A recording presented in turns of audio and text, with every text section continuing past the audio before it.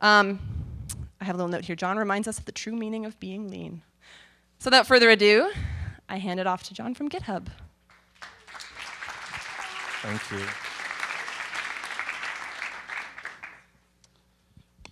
see. There, and yes, clicking works. All right, cool.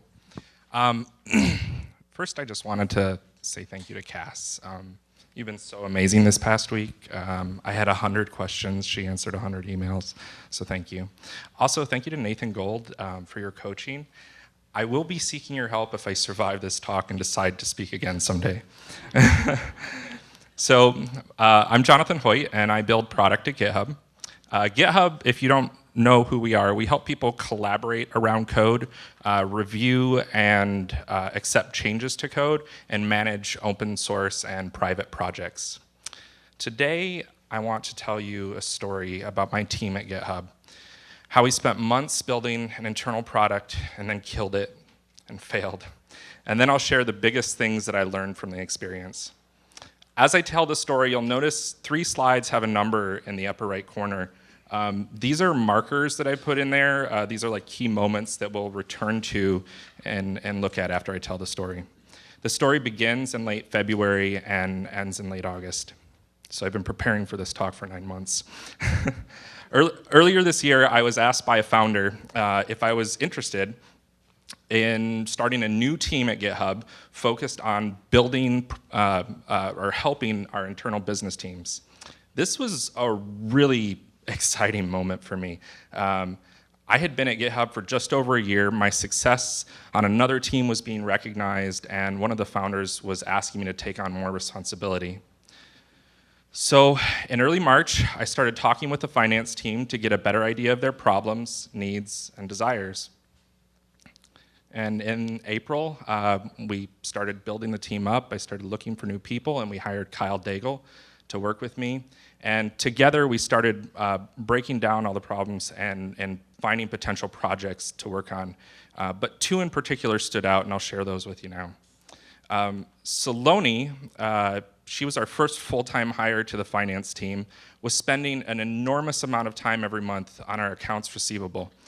It was obvious to us pretty quickly that some integration and automation work would go a long way. She was copying and pasting invoice data from internal applications into our accounting software and managing numerous spreadsheets to account for all of our revenue and get that recorded. Kyle pretty quickly jumped on this side of things. It got him excited working with the money coming into GitHub. Meanwhile, Allison, focused on our accounts payable, was frustrated with the amount of time it took her every month to do expense reporting, specifically for our company, our employees with company credit cards. She had to take all of their receipts and manually enter them herself and get all that done on her own. None of the responsibility was on their part, it was all on her. So together we began evaluating our options for expense reporting, and Expensify seemed like a good option. I really love their product, even if the UI is a bit frustrating at times. So we had a meeting with them. And after the meeting, Allison and I were pumped. Despite the lack of an API, which came up several times at the meeting, it appeared Expensify solved 90% of our problems, and we could deal without that last 10%. Kyle left the meeting with the impression that choosing them would actually cause more harm than good. After a brief discussion, Kyle and I decided we could build something designed purely around our needs that would be better. We knew that together we could build anything out there if it was focused purely on us. So in late April, I started building an app that took transaction data from American Express whenever somebody swiped a card. It then encouraged and facilitated the collection of receipts from the employees with company credit cards. It reconciled those receipts with the transactions. It classified them, and then it put them back into our accounting software. So almost everything was automated in the process. In the process, we also changed our policies, so a lot of the burden for actually getting your receipts in was on the employees instead of on Allison. In early July, Joshua Wayner joined our team, and by that point, Kyle had left his work helping the Saloni with accounts receivable to join us on the expense app. So at this point, mid to late July, we had 3 people working full-time on reinventing expense reporting at GitHub. Now we're up to late August, and this is where the story picks up velocity and ends in failure. I was at a conference in Russia, and Kyle and Joshua were working hard to ship the first parts of the app by a September 1st deadline that we had set for ourselves. And on August 20th, they shipped those first parts. 2 days later, let me see if I missed a slide, there we go. 2 days later, another coworker published an internal idea that proposed a new way for forming and building teams at GitHub, focusing on the product we sell, setting clear success and failure benchmarks, and shortening milestones. We'll dive into Tim's idea more in a bit. Kyle read Tim's idea and started thinking hard about our work up to this point. He started a conversation with Tim, and the more they talked, the more he realized that we had made a lot of bad decisions and we were probably working on the wrong thing. Meanwhile, I'm out to dinner in Russia with friends, ignoring my email and chat pings, having a good time. And then after dinner and an espresso, I walked back to my hotel reading Tim's idea on the way. As soon as I was in my hotel room, I had the laptop open, trying to catch up on all the conversations, just pages and pages of conversations around this. And as I'm reading it, I start to realize how badly we'd failed. Fueled by the strongest espresso I've ever had in my life, I worked through the night, talking to Tim and Kyle in chat and on Google Hangout, emailing with Joshua and Allison. And then the next day, August 23rd, Kyle, Joshua, and we just killed the app. We totally killed 4 months of work. We recommended the finance team use Expensify, and we started to figure out what was next for us, just pick up the pieces. So let's go back to Tim's idea. What was it about his idea that caused our team to declare months of work a failure? Tim and other leaders in the company had started to recognize a growing problem as we started new teams and hired new people. New teams were lacking that focus on product and the ship quickly and iterate attitude that had made GitHub successful up to this point. Without that focus on product, teams like mine were building things that actually distracted from GitHub rather than complementing our vision to build software better together. His idea also proposed a return to the scrappy startup way of life, thinking about salary costs, opportunity costs, the constraints that are often frustrating when we're starting a business, but ultimately the very things that guide us to making the right decisions. And finally, the idea encouraged setting clear benchmarks for success and failure and shortening the time between those benchmarks to just a few weeks. It recognized that we can reduce the costs of failure, both emotionally and economically, if we fail fast. And we can't fail fast unless we ship quickly and iterate. Where am I at? Oop, not there yet. Now I'm going to walk us through those markers, 3, 2, 1, and look at the decisions we made through the framework of Tim's idea. And sorry, I skipped a marker when I jumped through one slide. Maybe I'll just go back to it. There we go. Marker 3, our first milestone for the expense app was September 1st. That is more than 4 months after we started working on it, far too long for a milestone on an internal application. We also didn't set any benchmarks for failure, only success. So there's no way we could have known we failed. Let's go back to 2. Marker 2, I let one argument convince me that building our own expense reporting app was better than choosing an existing service that the finance team already knew how to use and that our company, for the most part, liked. I completely ignored the salary costs, the opportunity costs, the other things we could have been working on instead, and the long-term costs of maintaining an application.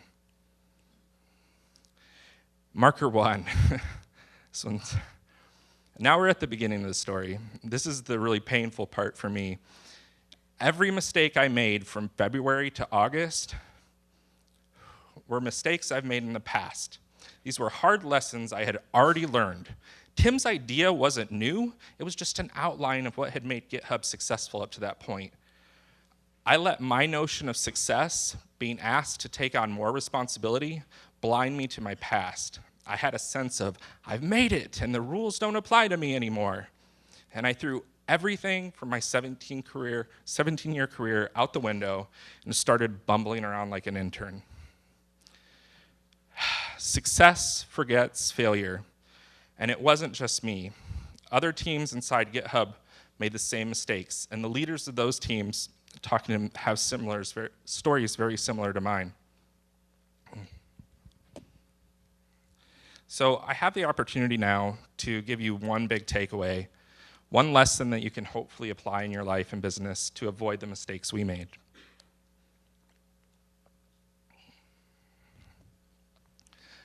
I want to encourage you to do the one thing that has always helped me avoid or lessen the costs of failure, the thing that I stopped doing when I started this new team.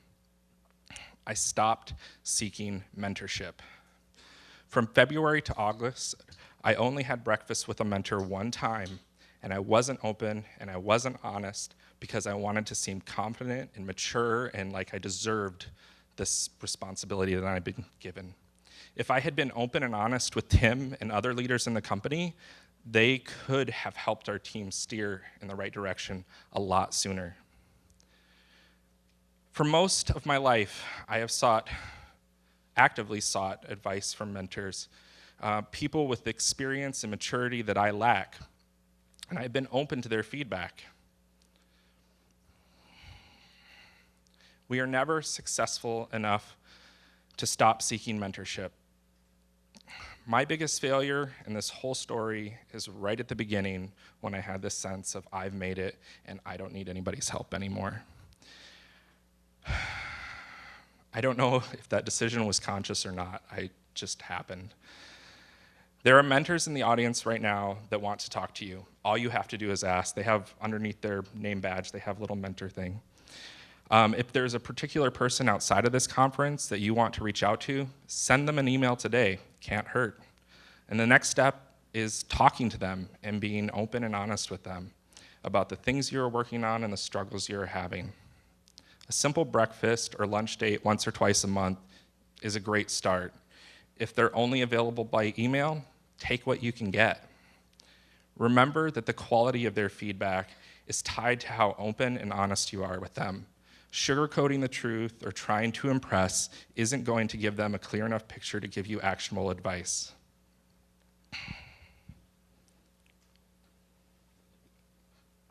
And finally, you have to be open to their feedback. Sometimes this is really hard, especially when they start pointing out mistakes or telling you better ways to do things. And here's the crucial moment when being mentored. You have to put your pride aside and completely open your heart and your mind to doing things different than the way you would have done them. Not all the advice I get from mentors is the right advice, but as long as I keep an open mind, I can use reason to filter that advice rather than emotion. So actively seek mentorship, be honest with your mentors, keep an open mind and a humble spirit.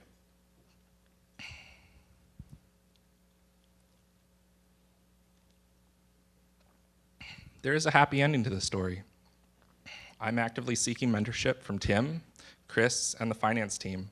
And with everyone's help, we've been able to pick quicker to ship projects with clear success and failure benchmarks. And we're actually seeing some success. This last week, Joshua and I shipped complete billing transaction records for GitHub.com that includes a bunch of metadata like the plan they're on, location, coupon, et cetera, and it makes financial reporting for Saloni much easier. Kyle left our team, joined another team a couple weeks ago. He had his first big ship.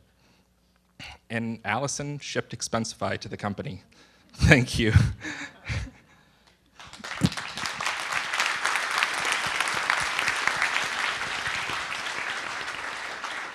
Are there any questions?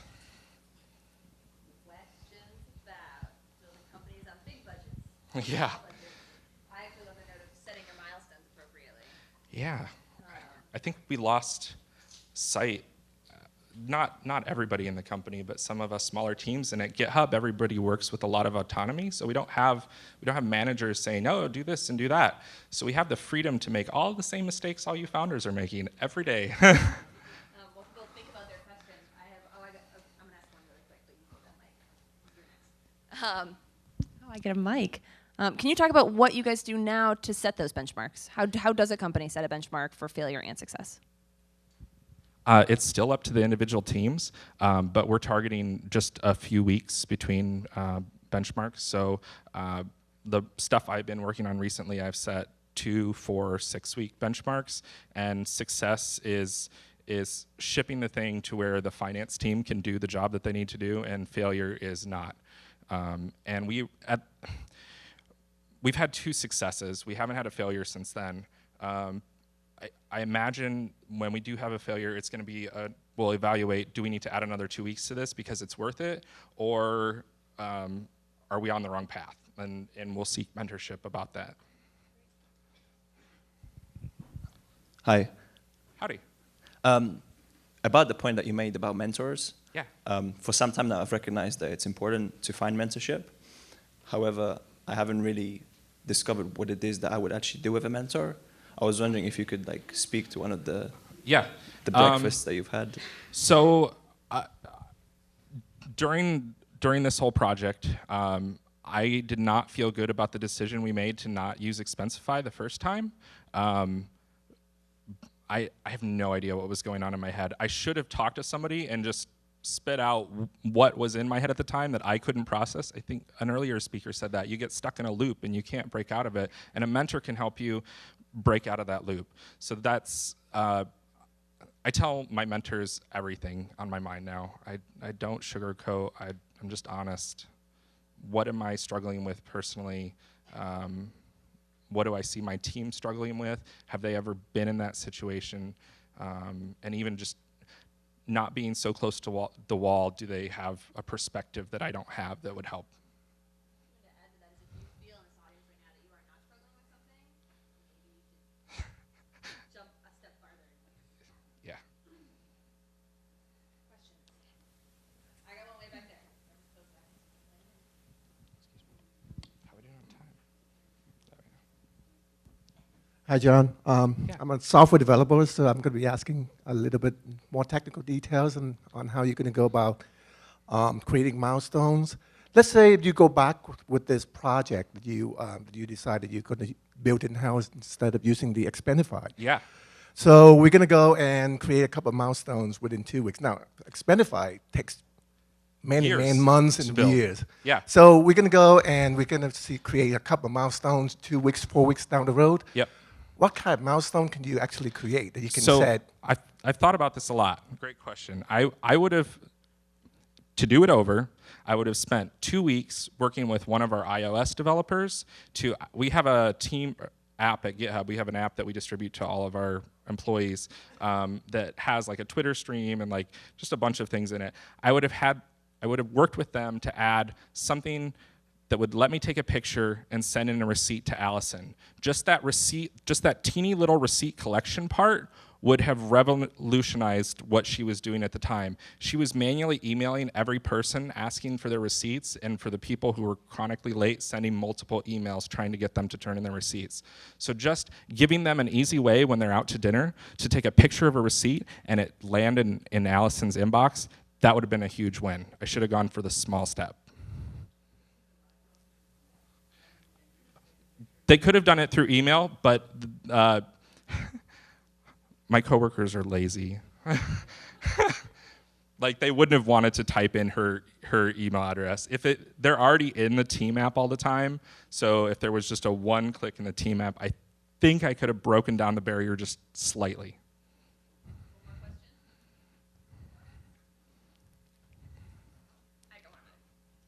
Jonathan, question for you about setting the milestones. It sounds like you guys sometimes decide, yes, let's set milestones for ourselves. What if you have teammates that just feel like they don't want milestones imposed on them? How do you get people on board with the idea?